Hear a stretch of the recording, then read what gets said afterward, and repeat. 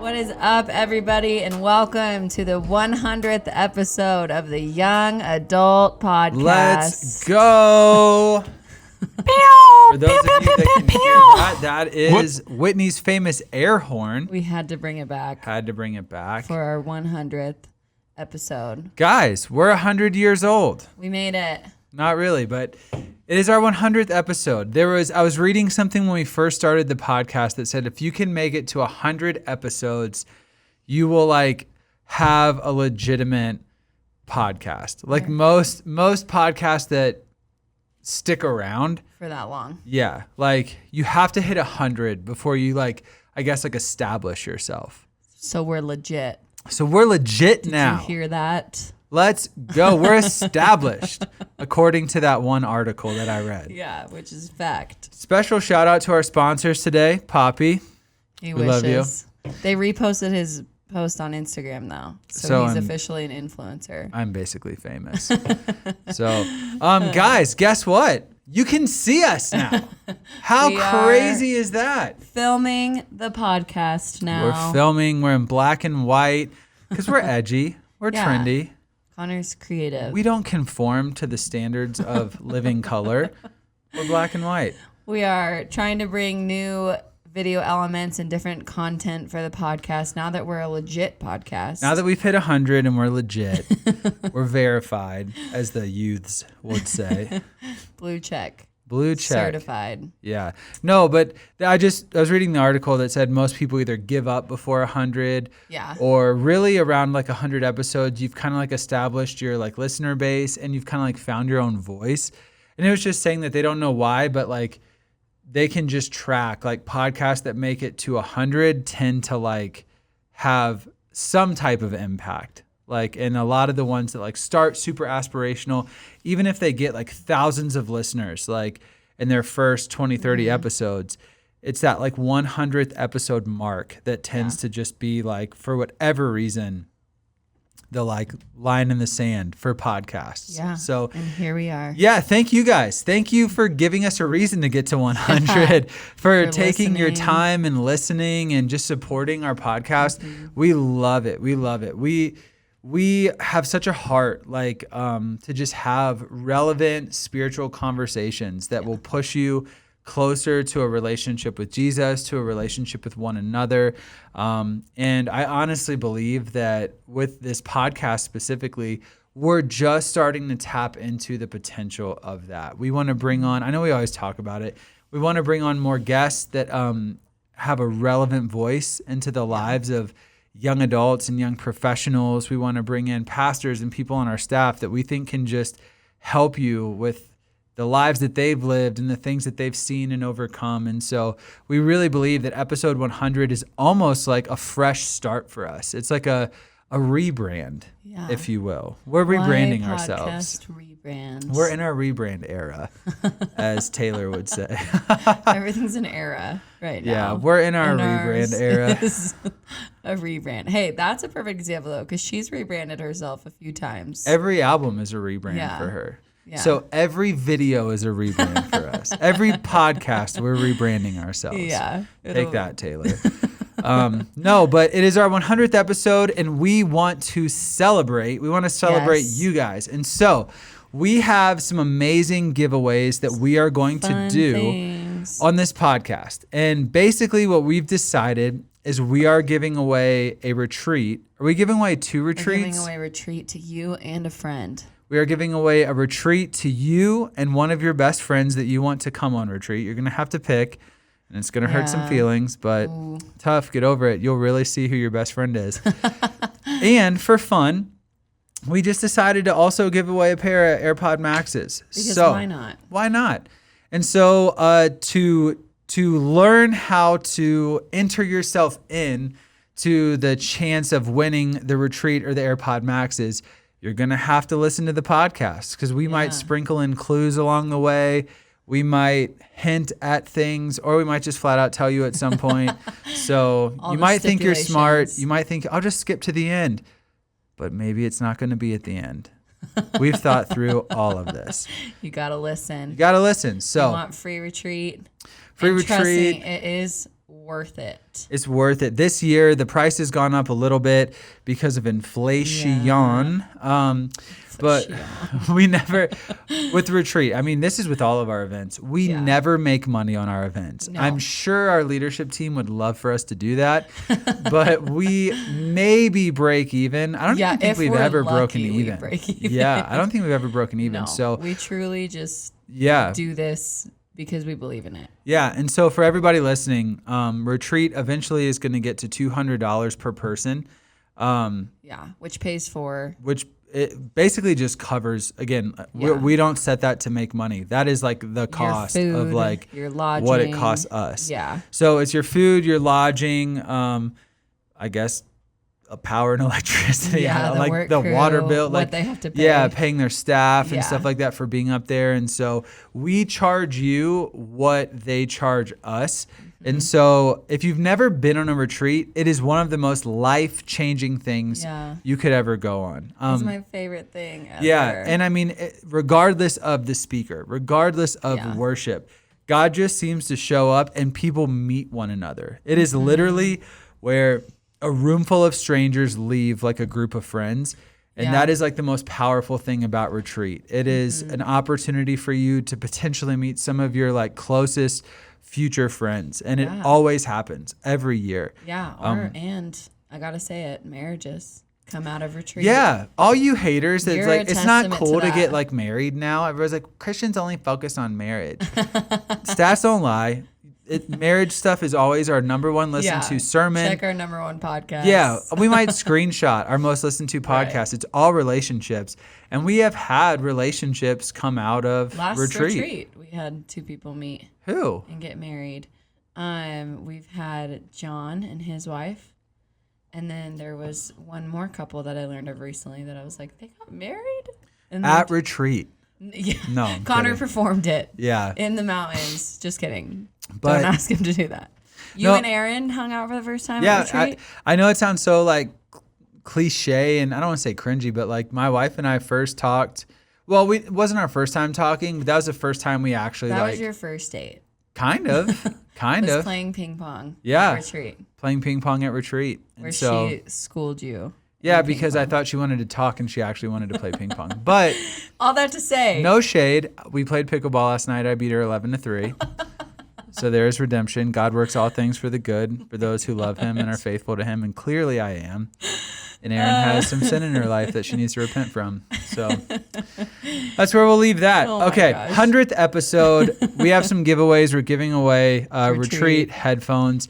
We're sort of rebranding with our whole black and white look, our whole videos that we're going to be using for social. And we're going to be posting the entirety of the podcast on our YouTube. So if you want to watch it and not just listen to it, you can go to YouTube. And I believe we're going to try to figure out how to also play it through Spotify as well. Yeah. Don't hold me to that. It'll be 100% on YouTube. I think you can do the whole thing on Spotify. You know more. You listen to way more podcasts than I do. I just know Joe Rogan does it. And we're basically Joe Rogan. And his are like 4 hours long. Yeah. So, yeah. You know. So look for the video via Spotify, potentially, definitely YouTube. But yeah, I think to sort of celebrate 100... I keep on almost saying 100 years of the podcast. 100 years. To celebrate the 100 years that we've been filming this podcast, I think we're going to go through maybe our 3 favorite podcasts that we've recorded and sort of why they're our favorite, what stood out to us. And then we actually want to bring you some content on basically, we kind of saw this as a fresh start, as a rebrand.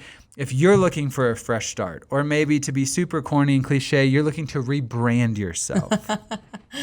How do you do that? Your next era. Yeah. How do you step into your next era? How do you intentionally become somebody that you want to become? We'll talk about that in a minute. But before we do, Milana, what have been your 3 favorite podcasts that we've kind of done over the years? Okay. My first one is kind of funny because we just did it. But I loved the Insecurity podcast. I just love that talk. I think it's really valuable information, and I had fun time recording that one. My other 2 are like way throwbacks. Okay. Like back to when we had the OG podcast hosts. And the first one is we did a 2-parter on gifts of the Holy Spirit. Was that me, Whitney, That was Andrew? you, Whitney, and Andrew. Guys, we wanted to get a guest appearance from them, but Andrew's laying on a beach in Florida. Yeah, he can't be bothered. Yeah, and Whitney's in Hawaii right now.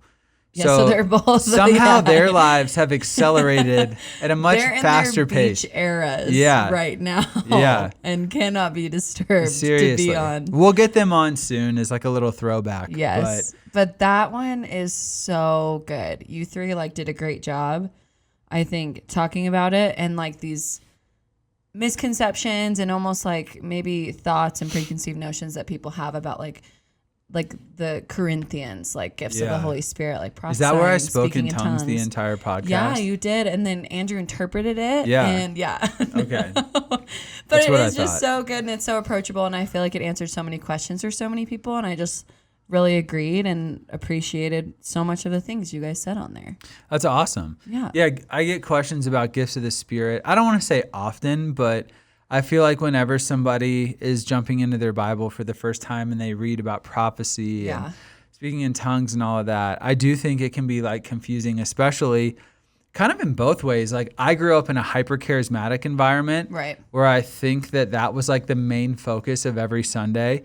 And then my wife grew up in like probably the polar opposite environment where that was like looked on as like you're super weird if you like did any of that. Yeah. And I think what young adults are looking for today is like just that balance. Like what is real, what is true, what does this actually mean, and what is like a healthy way to walk these things out like in a normal everyday life. Yeah, that's so good. I loved it. Every time people ask me or like have questions or feel like I'm learning about this right now, I always refer them to those podcasts. Yeah, that's cool. So if you haven't listened to those ones, you might have to scroll back a little bit, but they're really good. And then my third one is it's another throwback, but we did a series. I think this was you, Whitney, and maybe this was just you and Andrew. Maybe. But it was I think it was a two-parter of I love Jesus, but not, and it was like, I love Jesus, but not Christians. I love Jesus, but not the church. Yeah. And I feel like it was during a time, maybe like just after post-COVID or like quarantine, where we were seeing people kind of like take like their spirituality into like their own hands and being like, oh, I don't need the church or I don't need other Christians. It was the world's deconstruction era. And everybody it was when everybody kinda was deconstructing. angry. Yeah. Everybody was mad. And it was so relevant at the time, I think, and really relatable for people because I think there was just a lot of, and there still is in the church and in the world, of people just having different opinions and having a hard time loving people and doing life in church and building the kingdom of God with people that they might not agree with. Yeah. Or churches that they might not agree with. And I think those conversations were like so good and really relevant to like young people too. Because I think every like young person almost goes through a phase of like, well, I don't need the church to be a Christian and that sort of thing. So I think it was that one was like really good. I loved those ones. Yeah, that was in my kind of top three too. Mine were a little bit of throwbacks, like, but yeah, I love Jesus and not the church. That was definitely one of mine because I think that, I mean, COVID exasperated it, but I think there is this thought that like you do not have to be involved in a church to be a Christian. Yeah. And in theory, here's what I would say, and this might be a little controversial, but I just say things before I really think them through. So here we go. You don't have to be involved in a church to be saved, but you do need to be involved in a church to be a Christian. Yeah. And what I mean by that is there is a difference between believing in Jesus, what I would maybe say is like salvific faith, where I would say that Jesus died for my sins. I'm a sinner. I need forgiven. Him on a cross, him dying on a cross, being raised from the dead, is that atonement. His resurrection gives me life.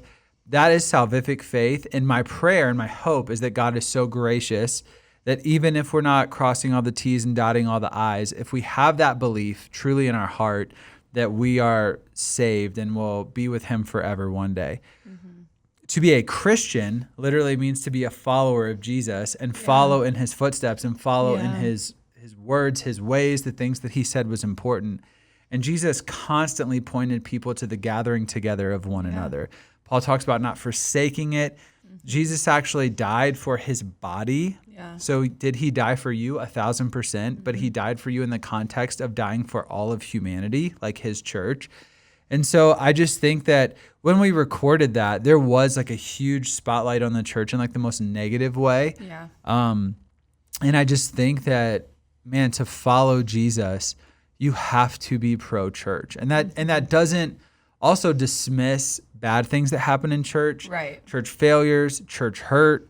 Saying you have to be pro-church doesn't mean that the church is perfect. Yeah. It's just saying that regardless of what has happened to you, regardless of maybe pains or wounds or injustices that unfortunately the church has caused, you still believe in the church because Jesus believes in the church. Right. And that's just period. It was his plan. Yeah, kind of end of story. And also, the church has gone through reformation. So if you don't love what the church currently is, reform it. Create something beautiful that you think is closer to what God intended. So That's good.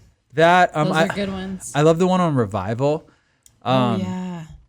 Revival is a bit of a trigger word for me, and if you want to know why, you can go listen to the Revival podcast. But I've found myself recently in circles of other young adults and other young adult leaders who are obsessed with this concept of revival, and I can never really get a clear definition of like what that means. And I think it always comes back, and maybe this is a little bit of like a what am I trying to say? Not condescending, but like maybe like whenever I hear people talk about their vision of revival, it just feels like really long church services. Yeah. Like that's revival, Right. you know?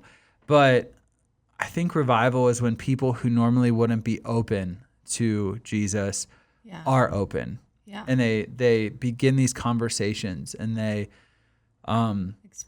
experience like God's presence. I think revival is a lot more supernatural than it is spectacular. Yeah. And I think like often we tend to like lean towards the spectacular. I even said this, and I actually had a couple people DM me about this, but I'll say it again.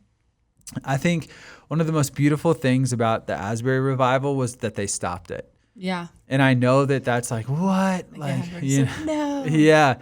But growing up, like revival in context was when like all order got out of the way and things just went freaking buck wild. Like that was like, we're having revival. Yeah. And it's like, no, people are just being wildly crazy and like Paul weird. talks about order in the church. Yes. Yeah. And so But there's also like pouring out of spirit. Yeah. So I loved that they had an intention, they had an order, they had a purpose behind the heart of why they gathered and what was happening. And when it fell out of alignment with what that school was trying to do, they shut it down. Yeah. And I think that's so God honoring. And so I loved our conversation on revival. And then one of the ones that I thought was just super practical was our conversation on mentorship.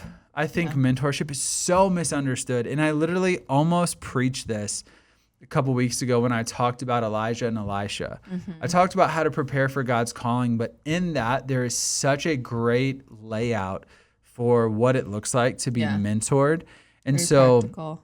Yeah, like if you're a young adult and you're entering like your first like maybe career stage of your life, or maybe you're in college and you want to be a pastor or a CEO or an entrepreneur, and you want somebody to mentor you, listen to that podcast, because I think there will be at least one thing in there that might shift your perspective on what it looks like to have a mentor, and kind of like how much of it falls on you and your shoulders. Like to get a mentor is 99% on you and not on the person doing the mentoring. So that one's good. Yeah. So go check out those Insecurity, Gifts of the Spirit, Revival, Mentorship, and the I Love Jesus, but not the fill in the blank series.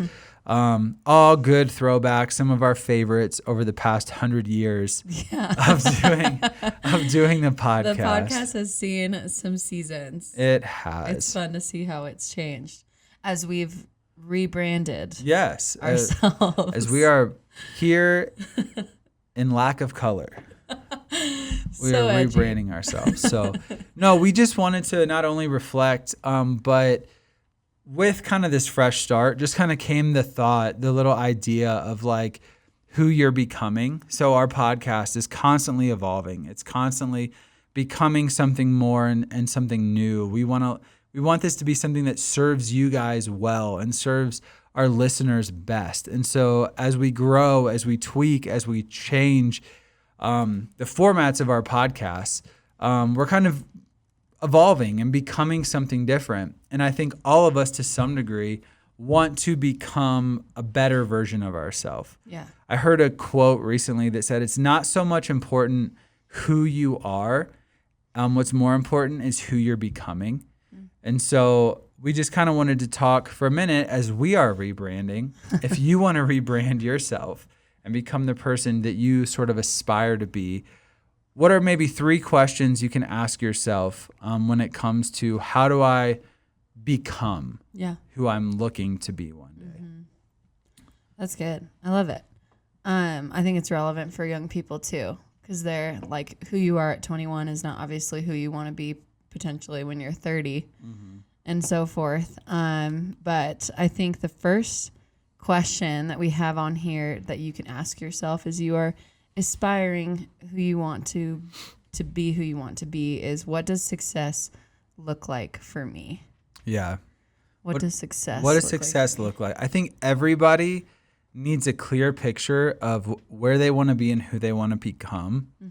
I think that I think the like wandering seasons in our life when we look back and be like, what did I do like in my 20s or my like whatever? Like, I think it's because we don't have a clear picture of who we want to be or where we want to go. And to take like the pressure off, because for me, that sounds so overwhelming. Like, how am I supposed to know where I want to be and what I want to do for the rest of my life? Yeah, it's change. Yeah, like I think like this question can be like ever evolving. Like, but you need a picture. Yeah. You know what I mean? Like something clear. Yes.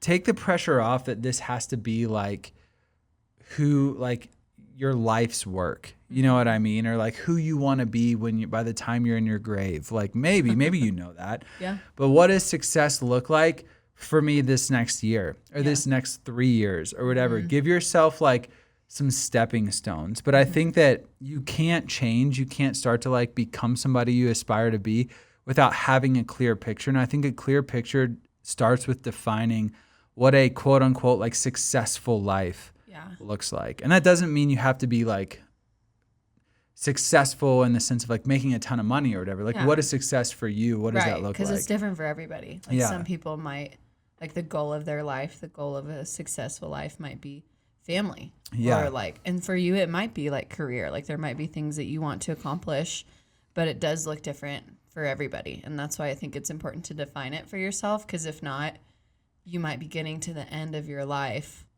or like the end of an era or like get to like 35 and be like, I'm not successful because you never like clearly defined it for yourself. Yeah. So. Yeah, I think you need a clear picture. The second question, and this is a good one. So first, what does success look like for me? The second one is this: who am I and who do I want to become? Who am I and who I want to become? And who do I want to become? So we're going to play this little game with Milana. All right, so the first question is, what does success look like for me? The second question is this: who am I versus who do I want to become? So who am I now versus who is the person I want to become? And we can play this with Milana if we want. I told him I didn't want to answer this one, and now he's making me. Yeah, so there's I've been reading this like book on like basically how to like grow and like develop and like lead yourself. Like basically like if you don't feel like you have intentional like mentor or leader like pulling you forward, how can you first lead yourself and then like be that for somebody else? And this little like practice, which I've heard of this before, was in there, but it says, what are 2 or 3 words you would currently use to describe yourself right now? So Milana, what are 2 or 3 words that you would use to describe yourself right now? Define who you are. So hard. Maybe empathetic. Okay. I feel a lot of things. You're an empath. I'm an empath. Or in biblical terms, of mercy. I just cry all the time is basically what that means. And creative. Okay. I guess you could say. Okay, great.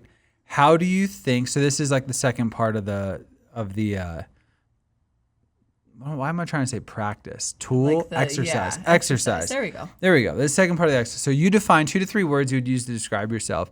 The second little part is this: how would a close friend describe you in 2 to 3 words? So it could be a coworker, It could be a close friend. And we won't do this part because... How would you describe me?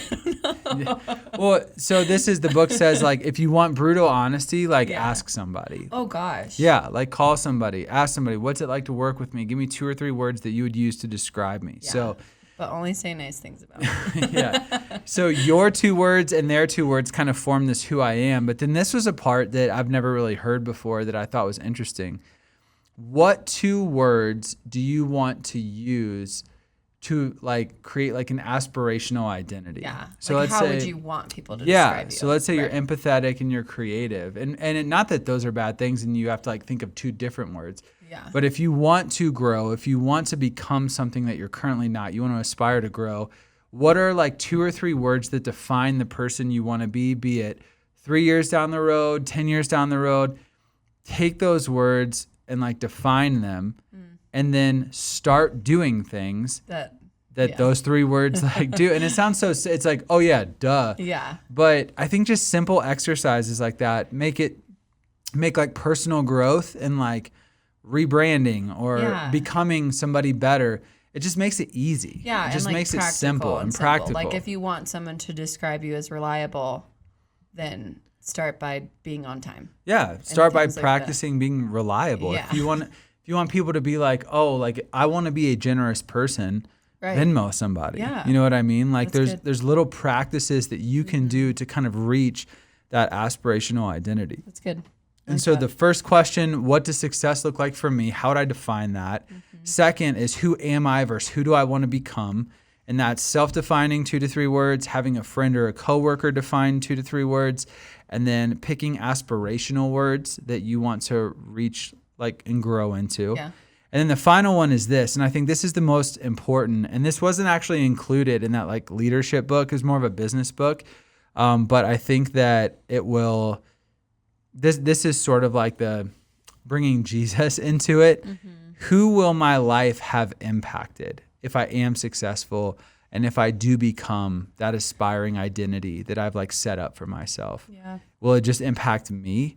Or will my aspirational identity, will my rebrand, quote unquote, will it create a better life and a better world for other people? Yeah, that's good. Of like who you impacted in your life, and like to think about like, are you good if it's just like an inner circle? Yeah. Or do you want like deeper? Do you want your life to like touch as many other people's like lives as you can?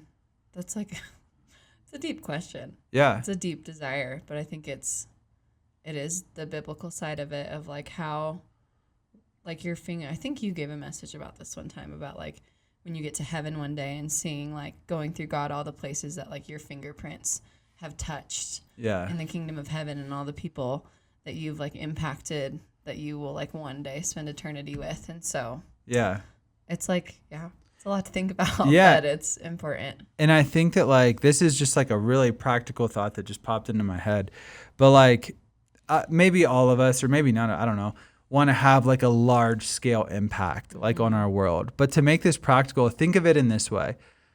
You might be blessed to have like 1 or 2 super close relationships in your life. Yeah. So who will your life have impacted? Think of it like a phone call. Like who's like 1 or 2, those 2 people that you can pick up the phone and they will call no matter what. So that's like one sphere of impact. The second sphere, think of like a dinner table. 8 to 10 people, you know, like they might not be that one person. They might not answer the phone, or you might not answer the phone at 2 a.m. for them, but you're going to have them over for dinner. So that's like a second realm of like impact. And the third would be like a birthday party. Like who are people that are in your life you want to have impacted?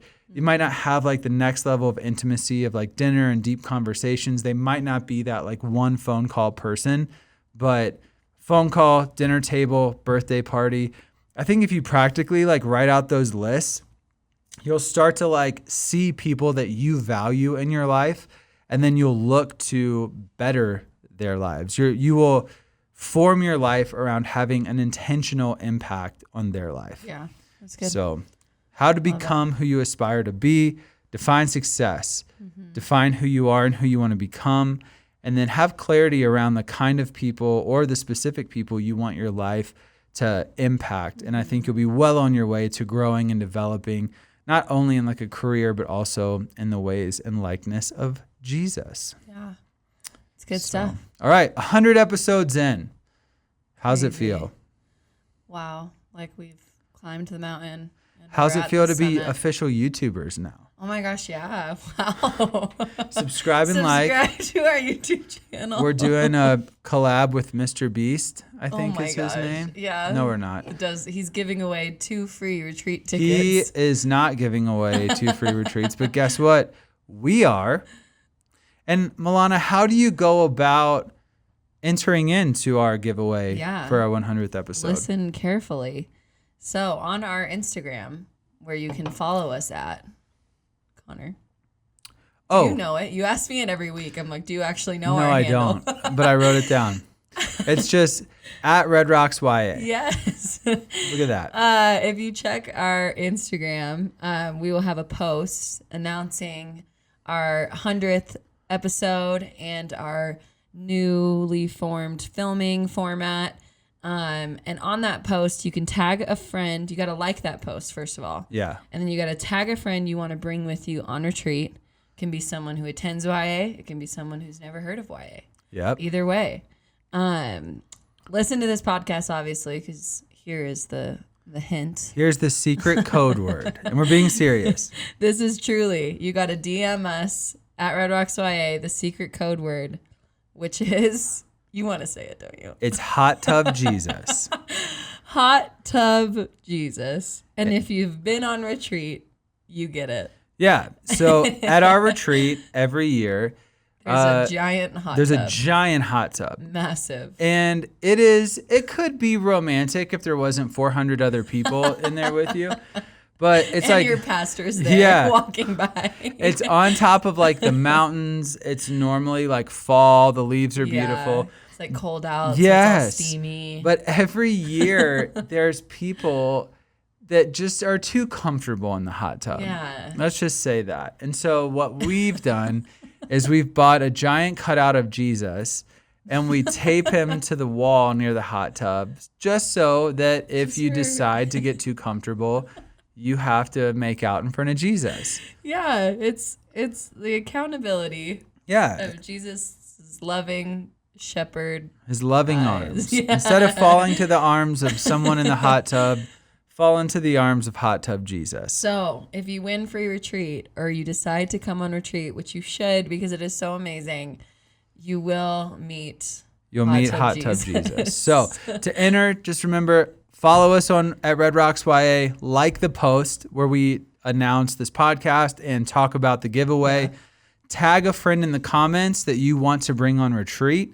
And then DM us the code name Hot Tub Jesus. Yeah. And then very soon, maybe in about a week or so, we will announce our winners of both the retreat and the AirPod Maxes. Yeah, so you'll either win free retreat or AirPod Maxes. So you've like nothing to lose. Nothing to lose. Go comment, go like. And then even if you don't win anything, you can sign up for retreat and get a picture with Hot Tub Jesus, which who doesn't want that? And potentially meet the Aaron to your Connor. Meet the love of your life, not in the hot tub.